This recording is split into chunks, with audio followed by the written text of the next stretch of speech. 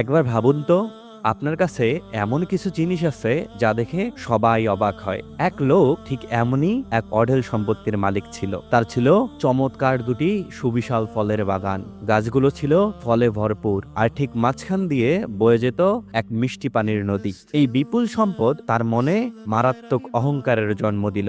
একদিন সে তার এক গরিব বন্ধুকে তাচ্ছিল্য করে বলল, আমার সম্পদ ও জনবল তোমার চেয়ে অনেক বেশি। আমার এই বাগান কোনোদিনও ধ্বংস হবে না। গরিব বন্ধুটি তাকে আল্লাহর কথা স্মরণ করিয়ে দিল, কিন্তু সে কোনো পাত্তাই দিল না। অতঃপর এক রাতে নেমে এলো এক অজানা বিপর্যয়।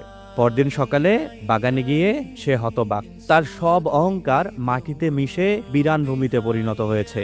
সে নিজের হাত কামড়াতে লাগলো আর আফসোস করতে শুরু করলো, কিন্তু তখন আর কোনো লাভ ছিল না। তাই মনে রাখবে, দুনিয়ার এই সম্পদ চিরস্থায়ী নয়, আর অহংকার পতনের মূল। তাই সম্পদের বড়াই না করে বিশেষ করে এই রমজান মাসে বেশি বেশি দান করুন, কারণ দান আপনার সম্পদকে পবিত্র করে। এটি পবিত্র কুরআনে সূরা কাহাফে বর্ণিত দুই বাগানের মালিকের সত্য ঘটনা। এমনই সব সত্য ঘটনা জানতে এবং ইসলামের পথে চলতে আমাদের চ্যানেলটিকে সাবস্ক্রাইব করতে পারেন।